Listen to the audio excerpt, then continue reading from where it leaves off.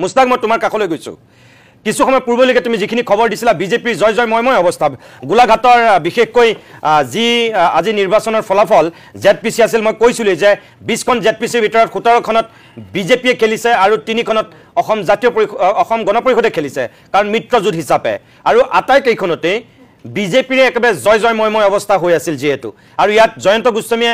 কল্যাণ গগৈ পূৰ্বে কৈয়ে গৈছে যে 20 খনৰ ভিতৰত 20 খনেই গোলাঘাটৰ এই জেডপিসি বিজেপিৰ দখলতে থাকিব এটা কি দেখিছা তুমি নিশ্চয়কৈ নিতুমনিয়াকে আপুনি কোৱাৰ ধৰণে যে এতিয়া এক প্ৰকাৰ কংগ্ৰেছে বিধ্বস্ত হৈছে কাৰণ লোকসভাত তেওঁলোকে এটা ভাল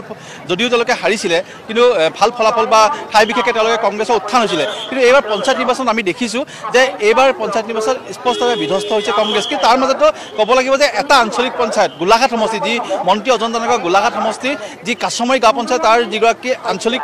সদস্য আছে তাত কংগ্ৰেছ জয়ী হৈছে মই নামটো তেওঁ উল্লেখ কৰিবলৈ যত্ন কৰিম তেওঁৰ নাম হ'ল নাৰায়ণ ফুকন আৰু এই মুহূৰ্তত আমাৰ এটা খবৰ আহিছে সেই লোককেইটা আছে যে অজন্তা নগৰ যিটো গৃহ সমষ্টি যিটো ৱাৰ্ড আছে অজন্তা নগৰ ভোট প্ৰদান কৰে সেই ৱাৰ্ডটো কিন্তু কংগ্ৰেছে জয়ী হৈছে বুলি এই মুহূৰ্তত আমাক জানিবলৈ দিছে আৰু সেইজন যিগৰাকী কংগ্ৰেছৰ যিগৰাকী য'ত অজন্তা নগৰ হাৰিছে সেই অজন্তা নগৰ ৱাৰ্ড সেই ৱাৰ্ডৰ যিগৰাকী প্ৰাৰ্থী মই তেওঁ মোৰ লগত আছে লাইভত এই মুহূৰ্তত আপুনি অজন্তা নগৰ যিটো চেণ্টাৰত ভোট দিয়ে তাত আপুনি জয়ী হৈ আহিছে কংগ্ৰেছৰ সমৰ্থিত প্ৰাৰ্থী হয় হয় ৰাইজৰ আশীৰ্বাদ আছিলে সেইকাৰণে গোটেই ৰাইজ মোৰ লগত আছিলে বিশেষকৈ আমাৰ যুৱচামবিলাক আছিলে যুৱচামে বহুত সহায় কৰিছে আৰু আপোনাৰ নামটো মোৰ নাম শ্ৰী পুলক নেওগ হয় অজন্তা বাইদেউ কিবা সম্পৰ্কীয় নি আমি একে বংশ খুৰী হয় হয় হয় হয় এতিয়া কথাটো হ'ল আপুনি তাতে যিহেতু অজন্তা বাইদেউ এটা গৃহ সমষ্টি তাৰ নিজস্ব এটা ভেটি আছে তাৰপিছত আপুনি জয়ী হৈছে কিয় বুলি ভাবে হয় মানে কিছুমান মানে যিকোনো বস্তু এটা ধৰি লওক আপুনি একেটা বস্তুকে একেটা ফল খাই ইমান মিঠা নালাগে লাষ্টত তিতিয়া লিখা হৈ যায় পঞ্চায়তখন হেল্ল' কোনখন পঞ্চায়তৰ মই গিলাৰী পঞ্চায়ত হয় গিলাৰী পঞ্চায়ত কিমানটা ৱাৰ্ডত কংগ্ৰেছ সমৰ্থিত প্ৰাৰ্থী জয়ী হৈছে এতিয়া আমাৰ তিনিটাতো হৈছোৱে এটা আঠখিলাত বুলি শুনিছোঁ আৰু বিশেষ ইমান মই জনা নাই দেখিছোঁ যে জিলা পৰিষদত আপোনালোকৰ এক প্ৰকাৰ শূন্য হৈছে প্ৰায় মোটামুটি আৰু একেটা আঞ্চলিক পঞ্চায়ত এটাহে জিকিছে কিয় হৈছে ৰাইজেও সমৰ্থন কৰিব লাগিব মানে মেইন কথাটো সেইটো মই কংগ্ৰেছৰ এজন ইয়াতে নেতৃত্ব দেখিছোঁ দাদা কংগ্ৰেছ এক প্ৰকাৰ বিধ্বস্ত বুলিয়ে ক'ব লাগিব কিয় হৈছে বুলি ভাবে আপুনি বিধ্বস্তৰ মাজতো আমি এটা কথা ইতিমধ্যে দেখিবলৈ পাইছোঁ বিশেষকৈ আমাৰ গোলাঘাট সমষ্টিত যদিও আমি কংগ্ৰেছ প্ৰায় বিধ্বস্তমান আৰু ইতিমধ্যে আমি গম পাইছোঁ আটাইকেইটা জেডপিচিতে আমি পিছ পৰি আছোঁ বা বহুকেইখন আমি আঞ্চলিক পঞ্চায়ততো হাৰিছোঁ আৰু বহুকেইখন পঞ্চায়ততো আমি মেম্বাৰো যিখিনি কংগ্ৰেছৰ সমৰ্থক আছিলে তেওঁলোক হাৰিছে কিন্তু আমি গৌৰৱবোধ কৰোঁ তাৰ মাজতে যে আমি বিশেষকৈ গোলাঘাট সমষ্টিৰ পৰা যিগৰাকী আমাৰ বিধায়িকা অসম চৰকাৰত আজি বিত্তমন্ত্ৰী হিচাপে আছে তেওঁ গাঁৱৰ তেওঁ বিশেষকৈ তেওঁ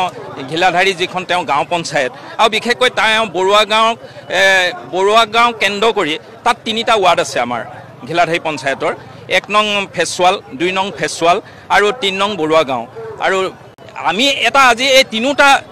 যে ৱাৰ্ডতে আমি আজি কংগ্ৰেছৰ সমৰ্থিত প্ৰাৰ্থী আজি জিকিবলৈ সক্ষম হ'ল তাত আমি এটা কথাই আনন্দিত হৈছোঁ আজি যদিও অন্যত আমাৰ আজি ৰিজাল্ট বেয়া আমি সেই ৰিজাল্ট বেয়া কিছুমান কাৰণো আমি উলিয়াইছোঁ আৰু এটা আমি আজি অনুভৱ কৰিছোঁ আনন্দ বিশেষকৈ অজন্তা নেওগক আমি ৱাৰ্ডত হৰুৱাব পাৰিছোঁ আমি অজন্তা নেওগ সেয়ে আপোনালোকক সকা বুলি ভাবি নি আমি আজিৰ দিনত সকা বুলি ভাবিছোঁ কাৰণ আমি এতিয়া আমি সিদ্ধান্ত ল'ম আজি অজন্তা ৱাৰ্ডত হৰুৱাই আমি কংগ্ৰেছ সমৰ্থিত প্ৰাৰ্থী জিকাই তাৰ পৰাই আমি 26 চনৰ কাৰণে আমি ৰণডুংকা বজাম আৰু বিশেষকৈ আমি এটা কথা মন কৰিছোঁ যে কংগ্ৰেছমুখী বহুত ৰাইজ ইতিমধ্যে ভোটাৰ আমি লক্ষ্য কৰিছিলোঁ যে কংগ্ৰেছমুখীয়ে কিন্তু এটা কথা ঠিক আমি যদিও মই কংগ্ৰেছী আজি কিন্তু এটা কথা আমিও গম পাইছোঁ আমাৰো কিছুমান বেমাৰ আছে যিবিলাক বেমাৰৰ কাৰণে আজি বহুত কেণ্ডিডেট আজি বহুত আমাৰ দলীয় যিবিলাকে আজি প্ৰাৰ্থী আছিল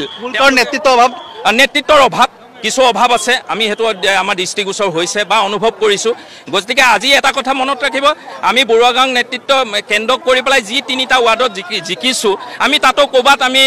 নেতা বুলি নহয় মই নিতুমনিয়াকে এটা কথা উল্লেখ কৰিম যে একেটা সময়তে কিন্তু বিজেপিৰ যি এটা ভাল ফলাফল সেই ভাল ফলাফলে নিশ্চিতভাৱে সকলোকে উৎসাহিত কৰিছে আৰু আজি এতিয়ালৈকে 3 নম্বৰ ৰাউণ্ড চলি আছে কিন্তু 3 নম্বৰ ৰাউণ্ডত প্ৰতিটো জিলা পৰিষদতে বিজেপিৰ বৃহৎ অগ্ৰগতি প্ৰতিটো জিলা পৰিষদ 3000 পৰা 4000 পৰ্যন্তলৈকে আগবাঢ়ি আছে গতিকে মুঠৰ ওপৰত যদি ক'বলৈ যায় সামগ্ৰিকভাৱে গোলাঘাট জিলাত এক প্ৰকাৰ বিজেপি জয় জয়কাৰ আৰু বিধ্বস্ত হৈছে কংগ্ৰেছ মুস্তাক এইখিনি তথ্য যোগান ধৰাৰ কাৰণে